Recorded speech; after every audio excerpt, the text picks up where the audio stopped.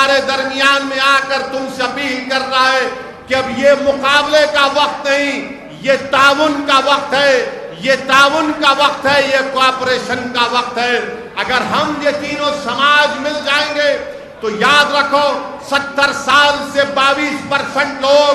جو پوری ملائی کھا گئے، دودھ کا گھڑا پی گئے، اور ہم کو اور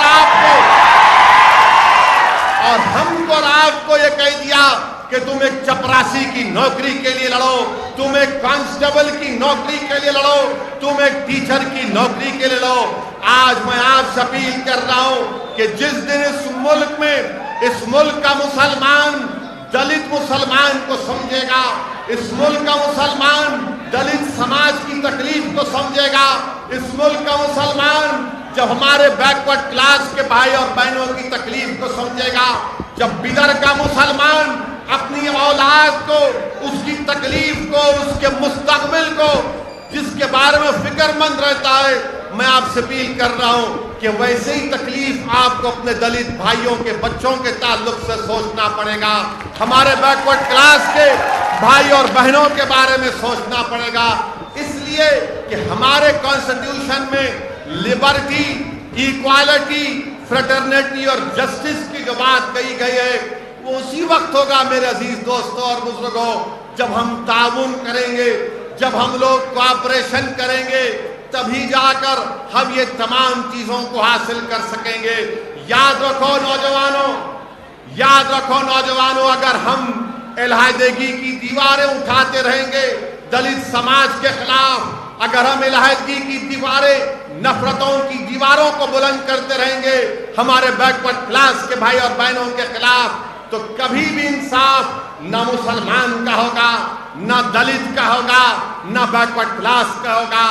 آج حالات اور وقت کا تقاضا یہ ہے کہ تینوں سماج کو مل کر بابا صاحب امبیڈکر کا جو خواب ہے کہ تم کو لبرٹی، ایکوالٹی، فریٹرنیٹی اور جسٹس کو حاصل کرنا ہے۔ میں بدر کے دلت سماج کے ذمہ داروں کی موجودگی میں کہہ رہا ہوں کہ بھارت کی پارلیمنٹ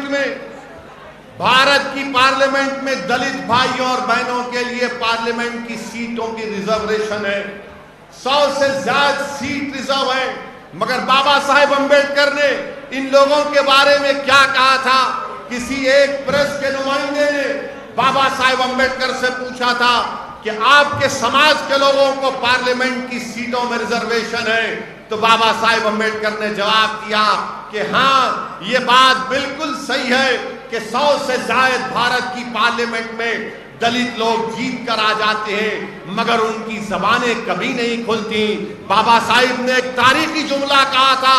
میں ہمارے بدر کے دلت بھائیوں کو سنانا چاہتا ہوں۔ بابا صاحب امبیڈکر نے کہا کہ پارلیمنٹ میں بیٹھ کر اپنا منہ اسی وقت کھولتے ہیں جب ان کو انگڑائی لینا پڑتا ہے۔ یہ امبیڈکر نے کہا تھا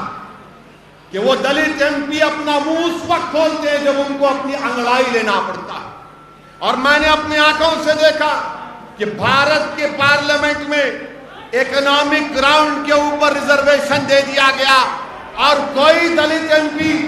ہمت نہیں تھی کہ کھڑا ہو کر بول سکے ارے یہ تو بابا صاحب کے سمویدھان کے خلاف ہے، اکنامک گراؤنڈ پر ریزرویشن دے دیا گیا۔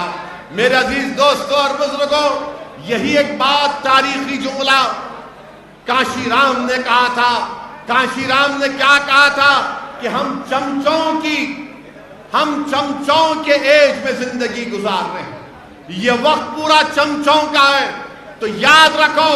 جب تک آپ چمچا گیری کرتے رہیں گے تو غلامی تمہارا مقدر بن جائے گا، کریں گے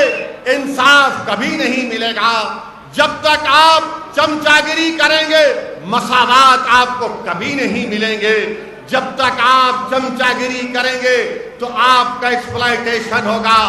جس دن آپ اپنی صفوں سے چمچوں کو دور کریں گے اور شیر بنیں گے تو تمام دنیا تمہاری آواز کو سنے گی۔ میں آپ کو بتانے آیا ہوں کہ اب یہ چمچوں کی ضرورت نہیں ہے جو ہمارے مستقبل کا سودا ایک بروکروں کی طرح، ایک ایجنٹ کی طرح 70 سال سے کرتے آئے ہیں۔ آج میں بدر کے نوجوانوں کے درمیان میں کھڑے ہو کر کہہ رہا ہوں کہ بدر کے مسلمان बिदर के दलित भाई, बिदर के बैकवर्ड क्लास के लोग, भारत के संविधान आपको इजाजत देता है। आखिर कब तक आप सिर्फ वोट डालने की मशीन बनेंगे?